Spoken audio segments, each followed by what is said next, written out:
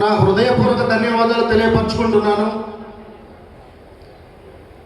ఈరోజు చాలా సంతోషంగా ఉంది.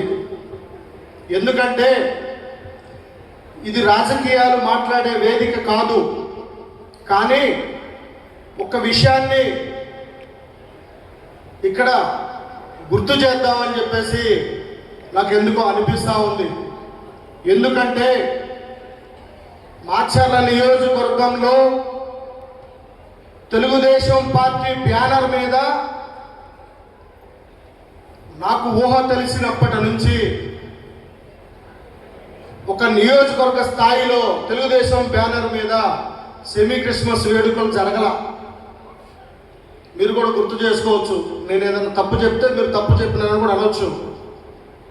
ఈ క్రమంలో అరాచకమే రాజ్యం వెళ్తున్నటువంటి మాచర్ల నియోజకవర్గంలో అన్ని వర్గాల ప్రజలు పీడించబడి ఉన్నారు.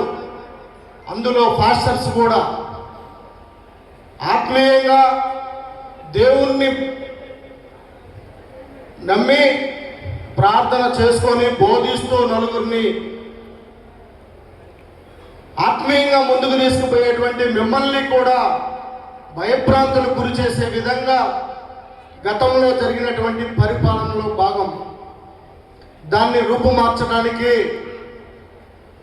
మన నియోజకవర్గానికి బ్రహ్మారెడ్డి గారిని తెలుగుదేశం పార్టీ అభ్యర్థిగా ఇన్ఛార్జిగా ప్రకటించినటువంటి రోజు నుంచి ఆయన బాధ్యతలు చేపట్టిన దగ్గర నుంచి మొదటి టైం సెమీ క్రిస్మస్ సెలబ్రేషన్స్ చేస్తే బాగుంటుందని ఆయన రూపం దాల్చి మాతో డిస్కషన్ చేసి ఒక వేదికను క్రియేట్ చేయండి అని చెప్పేసి ఎస్సీ వర్గంలో ఉన్నటువంటి కొంతమంది నాయకులతో చర్చిస్తే ఆ క్రమంలో మేము కొంతమంది పాస్టర్స్ని జస్ట్ ఊరక టచ్ చేశాం.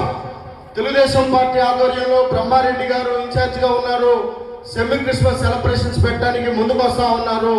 మనం ఏ విధంగా చేస్తే బాగుంటుందన్న క్రమంలో పాస్టర్స్ కూడా ఆలోచన చేసిన పరిస్థితి వచ్చింది ఆ రోజుల్లో. ఇది ఎందుకు చెప్తున్నానంటే దీనికి క్లారిఫికేషన్ ఇస్తా. ఆ రోజుల్లో ప్రార్థన చేయడానికి స్టేజీ దగ్గర రావడానికి కూడా భయపడ్డారు. అంటే పాస్టర్స్ని కూడా భయపెట్టారు. కేవలం ఒక సంక్షేమ పథకాలు లాగేసుకుంటారనో ఇంకోటో భయభ్రాంతులకు గురి చేసి మిమ్మల్ని కూడా రాకుండా అడ్డుకొని ఏదో కొంతమంది మాత్రమే ముందుకు రాగలిగారు. వాళ్ళల్లో ఒక 10 మంది మాత్రమే ఉన్నారు. ఎవరు ముందుకు వస్తారన్న క్రమంలో మాచర్ల టౌన్లో నుంచి మేము ఏరే క్రమంలో ఉంటే పుల్లారా మామ వాళ్ళ తమ్ముడు ఆనందరావు గారు ఒకరు ముందుకు వచ్చారు. తర్వాత రాయనోతల యేసోపు గారు, చంద్రయ్య గారు, తర్వాత మన రెండచింతల ఐజక్ పాల్ గారు, తర్వాత కారంపూడి నుంచి వచ్చే సుదర్శన్ గారు, దుర్గి నుంచి యోహాన్ గారు, ఇట్లా ఒక 10 మంది మాత్రమే బ్రహ్మారెడ్డి గారి దగ్గర కూర్చొని డిస్కషన్ చేశాం. ఆ క్రమంలో 2021 19 డిసెంబర్న ప్రోగ్రామ్ చేద్దామని అనుకొని 16వ తారీఖు బ్రోచర్ రిలీజ్ చేశాము. రిలీజ్ చేసిన అరగంటకి మాచర్ల టౌన్లో ఒక దుర్మార్గమైన సంఘటన, పార్టీ ఆఫీసును తగలబెట్టి క్యాడర్ని భయభ్రాంతులకు గురి చేశారు. ఆ క్రమంలో క్రిస్మస్ లేదు, జనవరి లేదు, సంక్రాంతి లేదు. తెలుగుదేశం పార్టీ క్యాడర్ని, సేవకుల్ని అన్ని రకాలుగా భయభ్రాంతులకు గురి చేశారు. ఒక దమనకాండ సృష్టించారు. ఆ రోజు నిజంగా దేవుడి కార్యానికి తలపెట్టినటువంటి ఏ వ్యక్తి అయినా సరే దైవం ముందు తల వంచాల్సిందే. సాక్షాత్తు దైవ స్వరూపి దేవుని బిడ్డ మన బ్రహ్మారెడ్డి గారు ఆ రోజే చెప్పారు, మనకి మంచి రోజులు వస్తాయి, పాస్టర్స్ని పిలిచి గౌరవంగా గౌరవించి మంచిగా సెమీ క్రిస్మస్ సెలబ్రేషన్స్ చేసుకుందామని మాట ఇచ్చి ఆ మాట ప్రకారం ఆయన్ని మనం అత్యధిక మెజార్టీతో గెలిపించుకున్నాము.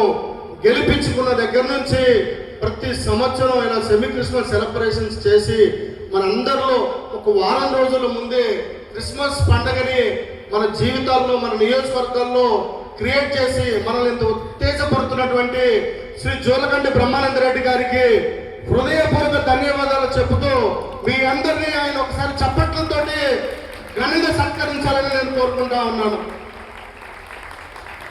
ఇంకొక విషయం, బైబిల్ అడ్డం పెట్టుకొని బైబిల్ పట్టుకునేసరికి మీరు సెంటిమెంటల్గా ఫీల్ అయ్యి ఎక్కడ ఏం చేయాలో చేశారు.